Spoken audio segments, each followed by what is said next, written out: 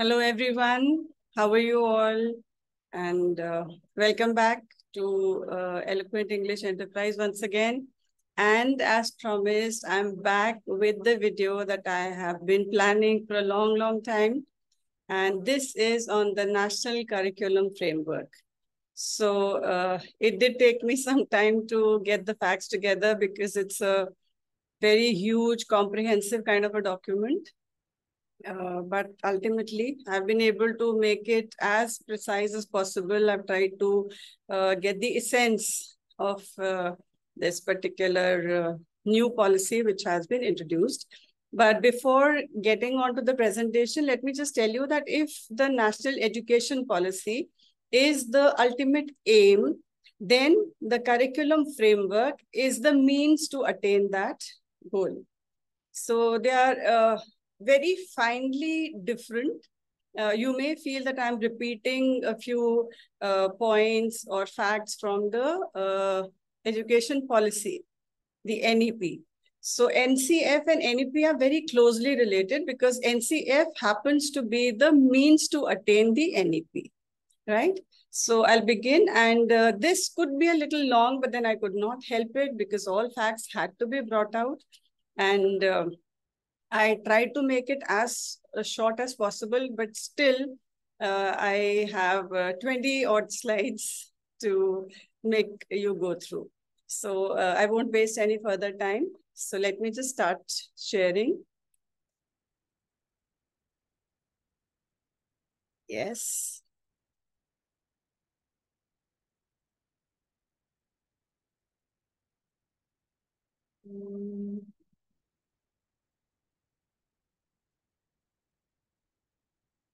Just give me a moment. Yes, so here we are. A formal welcome to the channel. I'm so glad you are here.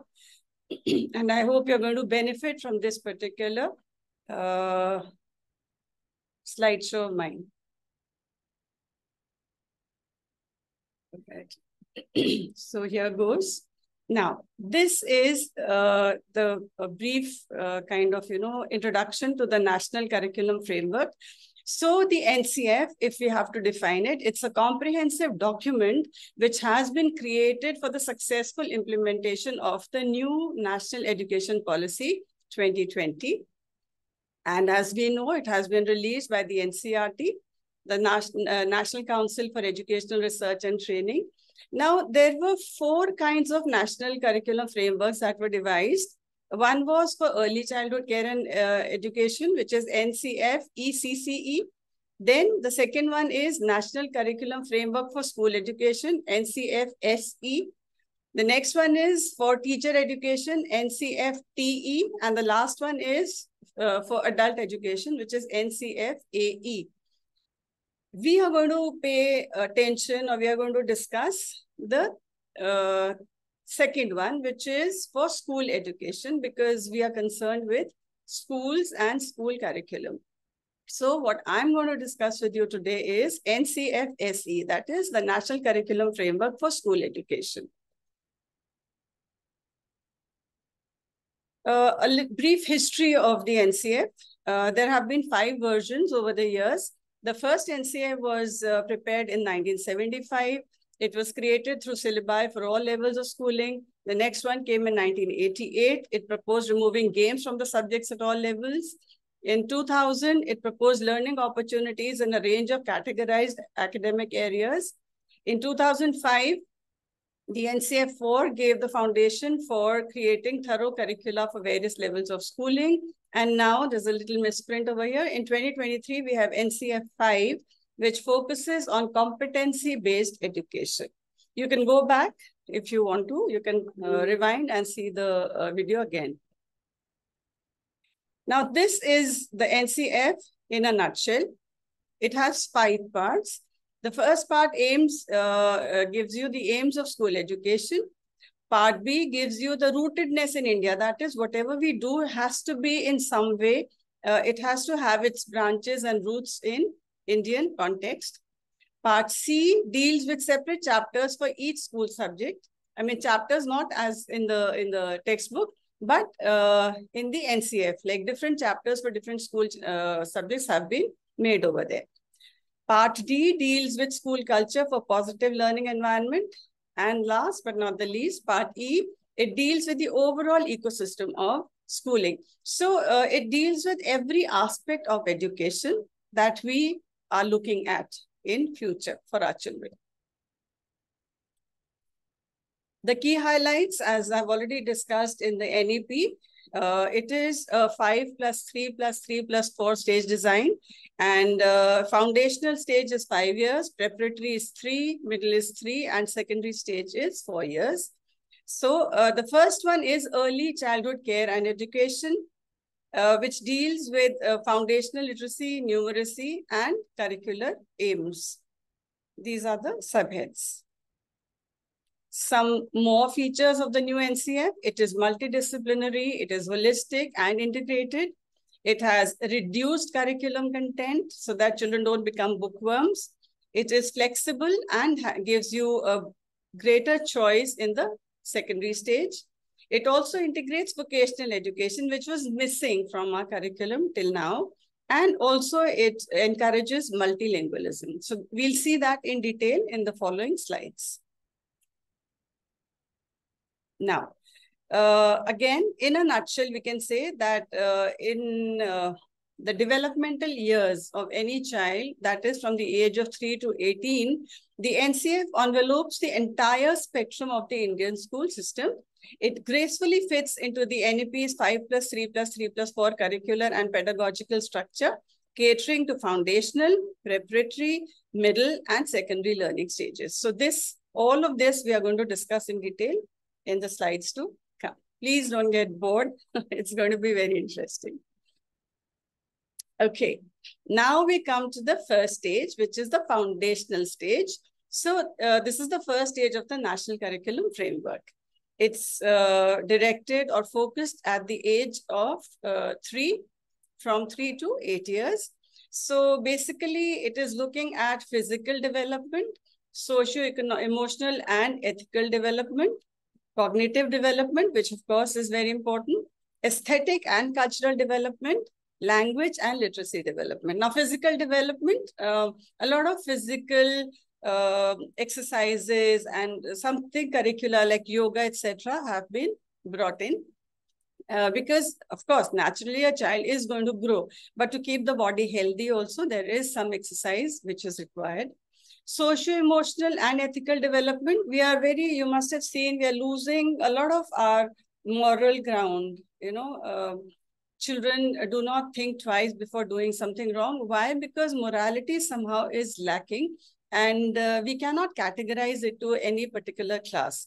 Everyone has to be responsible. Everyone has to have some kind of moral standing. So it's very important that our children are also given a kind of development where they know the importance of socio-emotional and ethical development. They have to be emotional. They have to have good ethics also. Cognitive development, of course, that is the curriculum which is framed for I think in every country. So that is definitely part and parcel of any curriculum. Aesthetic and cultural development. Now, aesthetic sense is again something which is mandatory because it helps in the growth of one's personality. And culture is something by which we are rooted to our nation, to our society. So cultural development and knowledge of culture is again something which a child should have. Then language and literacy development. Literacy is, again, you know, it's like something which a student automatically gets when he goes to school. So language and literacy. Now, literacy is not just limited to books. It is in different spheres which and our roles that we get to play in our daily lives. So language and literacy, again, are very important parts of this curriculum. Now we come to the second stage, which is supposed to be the preparatory stage, which is from 8 to 11 years. And this is, you know, a stage where the languages, the regional languages are given a lot of importance. So R1 and R2 are Indian languages only. One is the mother tongue and one could be a regional language. For example, though I belong to North India, suppose I'm settled in Maharashtra. So my child will study Hindi because that's his mother tongue or her mother tongue. And also Marathi because that's the region where we are staying at that particular moment. So there have to be two languages, R1 and R2. Then the other subjects which will be included are mathematics, art education, physical education, and the world around us, which includes interdisciplinary subjects. It could be history, it could be geography, it could be civics, anything. And work and pre-vocational skills are also included over here. If a child wants to do carpentry, wants to do fine arts, so there'll be some kind of periods which have to be introduced so that children can have a pre-vocational skill development as well. The pedagogy would be based on activity and discovery. That is, you give them a stimulus and then let them react. You give them some inputs and then the children work accordingly and they reach the desired goal or result. The assessments would be short and formal. There will not be those comprehensive kinds of report cards. It's going to be crisp and clear. The next stage is the middle stage, which is 11 to 14 years of age of a student. Now here the children have to learn 3 languages, R1, R2 and R3. Out of these, 2 are Indian and 1 could be a foreign language. It could be English, French, Spanish, whatever. I'll be dealing with that later. The other subjects to be included are mathematics, art education, physical education, science education, social science education, and vocational education as well. So these are the subjects which are going to be there in the middle stage. The kind of pedagogy which has been adopted is a judicious balance of direct instruction and opportunities for exploration and inquiry. So it's not just direct instruction. Of course, the teachers will go and teach with whatever matter and material they have, but they also have to give opportunities to their children to explore the world around them. And also it has to be inquiry based. You know, their curiosity has to be developed. So when a child is himself or herself inquisitive to get to know more about something, then the learning is complete. The assessment in this stage would be more formal and explicit. I hope I'm clear. Okay. The last stage, which is the secondary stage of school education minded, not, college education will follow later. So secondary stage is going to be 14 to 18 years. This is 9th to 12th, which we consider as the most important years of a student's life. So this is going to be phase 1 and phase 2. Now, phase 1 includes grades 9 and 10. Okay. So this stage would be a continuation of all curricular areas as in the middle stage. But in addition, they would study environmental education as an interdisciplinary area of study. And also they'll have to develop, or they will be made to develop capacities for reasoning and argumentation for public issues, as well as ethical and moral reasoning. So it's not just bookish knowledge, which has to be imparted. They have to learn to reason out. They have to learn that if something is happening, then what's the reason? They have to analyze the situation and then get to the net result.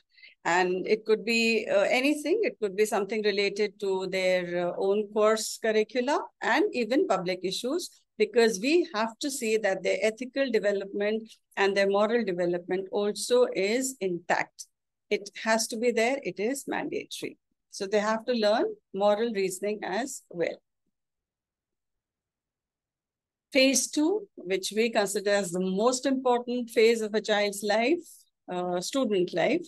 So this is grades 11 and 12.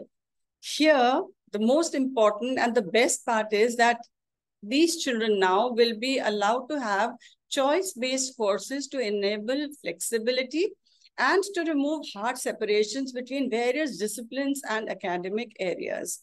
That is, earlier, if it was science stream, then one had to choose physics, chemistry, biology, or physics, chemistry, maths, along with English. So Usually children are not allowed to have bio and maths together, or if somebody wanted to go for psychology, no. There were clear-cut streams: science, commerce, humanities. And you could not mix and match. But now, with this new NEP and NCF, children can take up any kind of a combination. I'll be sharing a few examples towards the end of this video.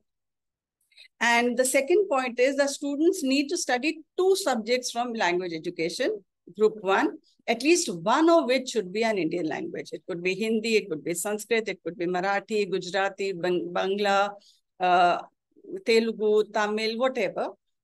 And the other could be English, Spanish, French, German, whatever. So 2 languages, one Indian, one foreign. At least one has to be Indian. The second could also be an Indian language. There's no hard and fast rule, but one definitely has to be an Indian language. And whatever language is chosen, the relevant literature of that particular language will also be a part of language education at this stage. So they'll not just go ahead with literature, but also the language part, grammar, etc., and usage. Okay. Classes 11 and 12 to be continued here. Now, the students will select 4 subjects from at least 2 of the following 3 groups with an optional 5th subject. Group 1, we know they have to choose 2 languages. Okay, so that's it. Now, they have to choose 4 more subjects. Till now, in class 12, there were only 5 subjects. But now they'll have 6. So 2 languages are there, and then now 4 subjects. And they have to choose at least one from 2 groups. Okay, and it's not necessary that they have to choose from all the 3 groups. They can choose from 2 also. Okay, so group 2 is art education, physical education, vocational education. In detail, I'll have it later. Group 3 has social science and humanities and interdisciplinary areas. Group 4 has science, maths, and computational thinking. So I hope I'm clear. Children have to select in all 6 subjects, out of which 2 are already languages, one Indian, one foreign, or maybe both Indian. Then they have to select 4 subjects from the 3 groups which are here. They can have 2 from any one particular group, and then 1 each from the others. So we'll see how the combination is made. Okay, like here. Now this is group 1 and group 2. In group 1, you have languages and art education. Now this, in group 1, you have languages which are native to India, which is compulsory. Other languages, compulsory. Now other languages could be Indian and foreign, anyone. It could be modern Indian languages, classical languages, or foreign languages. Like for example, Tamil, classical Tamil is also one language. Art education can also be taken, where you have music, you have theater, you have puppetry, you have sculpture, folk painting, graphic design, all of these. Group 2 has physical education and well-being and vocational education. So in group 2, you have yoga and lifestyle, sports and nutrition, physical education for students with disabilities, and biomechanics and sports. Vocational is agriculture, cereal production, agriculture, seed production, agriculture, gardening, automobile servicing, electronics, community health, accounting services, data entry and management, banking services, textile and garments. I'm out of my breath, trying to speak out as quickly as possible. Now group 3 and group 4. Group 3 has social science and interdisciplinary areas, and group 4 is science-based. So here in social sciences, we have history, geography, pol science, psychology, economics, sociology, physiology, philosophy, not physiology, philosophy, anthropology, archaeology, and developmental economics. The interdisciplinary areas are business studies, accounting, journalism, Indian knowledge system, legal studies, sustainability, and climate change. Group 4 has 2 parts again. The first part is mathematics and computational thinking. And this includes mathematics, computer science, business mathematics, advanced mathematics, probability, and statistics. Science, as we all know, has physics, chemistry, and biology. But now, along with that, we have earth sciences, we have astronomy, and modern physics. So these are the combinations that I've been talking about. The first column shows you science combinations. I've just made 2 examples of each. Second is commerce, third is social science, and the fourth one is multidisciplinary. So in combination 1, which is science-based, the child could have both Hindi and English, or English could be replaced by a foreign language. Then the second is maths, physics, chemistry from group 4. And from group 3, now there are 4 subjects that they have to choose. So 3 they've taken, maths, physics, and chemistry. And the 6th would be sustainability and climate change from group 3. So they have left out group 2 in this particular combination. Hindi, English, group 1, maths, physics, chemistry from group 4, and sustainability and climate change from group 3. Similarly, in commerce, they have classical Telugu and Sanskrit, both Indian languages. Then the 3 most important subjects for commerce: accounting, economics, and business studies from group 3, and computer science from group 4. For social science, the first combination has Gujarati and Spanish, pol science, sociology, and anthropology from group 3, and graphic design from group 2. This doesn't have anything from group 4. Combination 1 for the multidisciplinary has Bangla and Hindi as 2 languages, community health from group 2, geography and archaeology from group 3, and astronomy from group 4. Combination 2 for science, Marathi, English, physics, chemistry, biology, sculpture, and economics from group 3. It could be either one of them because they've already had Marathi, English, physics, chemistry, and biology. If any of these has to be foregone, like if the child does not take bio, then he can or she can go for sculpture and economics. Combination 2 for commerce, classical Tamil and French, accounts, business studies from group 3, computer science and sports and nutrition from group 4 and group 2 respectively. Combination 2 for social science, Telugu and Sanskrit languages, economics development and sociology from group 3. These are now 4, and 2 more subjects, legal studies from group 3 and retail services from group 2. Legal studies, I said, right? Okay, now multidisciplinary, combination 2, Malayalam and Hindi, folk music, automobile servicing from group 2, economics from group 3, and earth sciences from group 4. Very, very confusing, but I'm sure when the children sit down and they think in a logical sequence and as per their own aspirations and their requirements and their choices, whatever they want to do later in their life, so they can easily make their own combinations. These are just examples. Now, again, after studies come assessments. So assessments and board examination, now the pattern has been changed. So for grade 10, the board examinations will be based on the competencies which have been set for the curricular goals meant for that particular areas. It's going to be now very different from what it has been. So the competencies which have been selected, which I did at the beginning. So those competencies have to be seen. Sorry. Subjects like physical education, vocational education, art education, etc., they will have local assessments followed by certification from the board. Like the teachers will be doing these assessments. We already know that a lot of assessments are being done at the school level only. So speaking abilities, listening skills, all these are usually tested by the teachers. There are projects which are made. There are experiments which are children, they do in the laboratories. So a lot of assessment is done at the school level and the teachers grade their children on their own. So this is local assessment, and the board gets these marks or grades, and then they are reflected in the report card or the result. Now, coming to grade 12, to be able to get the grade 12 certificate, the students will have to clear the following. Now, they have to have board examinations to obtain grade 12 certificate, which I think all of us have already done. So they will have now 2 papers in languages, one Indian, which is compulsory. The other could also be Indian. That is their choice. They can have one Indian language and one foreign or both Indian languages, but 2 language papers have to be there. Earlier, when I was appearing for my 12th, I only had English. I mean, you could not have both the languages at grade 12 level. Then 4 papers from at least 2 groups with 1 additional optional paper. So 4 papers again from at least 2 groups, group 2, group 3, group 4. They have to have 4 subjects selected from at least 2 groups, if not 3. Then subjects in group 2, that is art, physical and vocational education, etc. They will have local assessment with the board certification as mentioned earlier for classes or grades 9 and 10.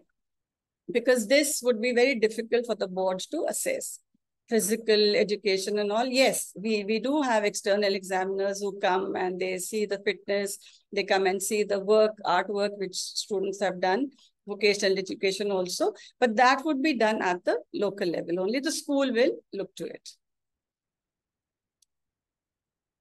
Assessment would be based on these principles. The basic, like we have for our democracy, it's the government is of the people, for the people, by the people. Similarly, this is assessment of learning, for learning, and as learning. Okay, there are no two ways about it. It has to be as learning.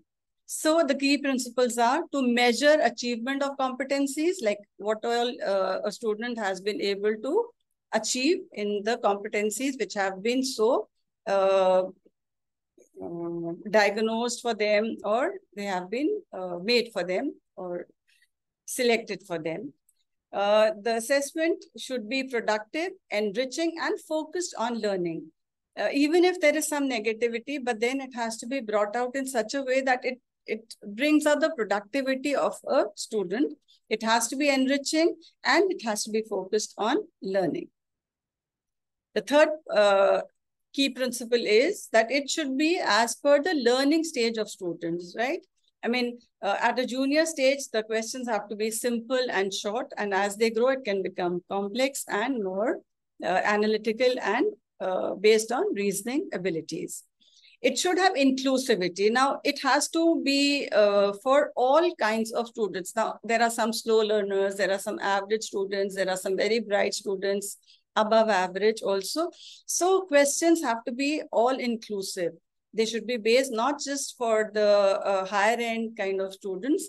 We also have to consider those students who are not so bright and not so gifted. So because they also have to pass. So the questions or the questionnaire has to be based on different types of students and their levels of understanding. The assessment should be timely, constructive, and credible. Credibility is very important because whatever we are trying to judge, we have to judge just that. Okay. I hope I'm able to make my point clear. Like suppose it is a language exam, so we have to see the grammar, etc. also. But suppose a child is attempting a history paper or a geography paper, and there he goes wrong in his grammar or her grammar. I mean, there are some grammatical errors. So in that particular paper, marks should not be deducted. I mean, the child should not be penalized because that's not a language paper. So it has to be credible in the way that the understanding of that particular chapter or that particular point in geography or history or economics, we have to see that and not the language of the child. So that is credibility.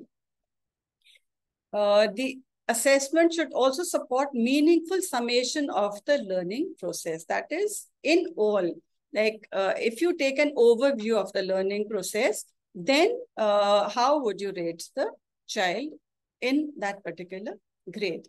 So like for example, if a nursery child knows the entire letters of the alphabet and he or she can relate it to the objects, I think that's good enough. But we cannot judge a class 5 student on the basis of this understanding, because now the levels have risen. So it has to be a meaningful summation of the learning process of that particular stage and age, neither for higher or for the lower grade. Like in class 9 and 10, we have something like, the Pythagoras theorem, or maybe some kind of geometry. So you can't expect a class 2 student to know that. Okay, so that's what I'm trying to convey. Now, to sum up, the National Curriculum Framework at a glance, it has principle of inclusivity. It gives importance to guidance and counseling. It focuses on ever-evolving technology, that is artificial intelligence, machine learning, and virtual. I'm forgetting what does R stand for. So that is it. AI, ML, and VR. The fourth point is that it has to have creation of interactive and innovative content. The content of the text has to be interactive and innovative. I mean, it should be made in such a way that the child is forced to think of something new. Because as we all know that if there is no growth, if there's no change, it becomes very static, and it's not something to be really happy about. So if the water doesn't flow, it becomes static, then you know what happens. There are so many diseases which culminate from there. So here we have to see that, whatever technology that we are using in our class, it has to be interactive, and also it should be something which makes the child go in for innovation.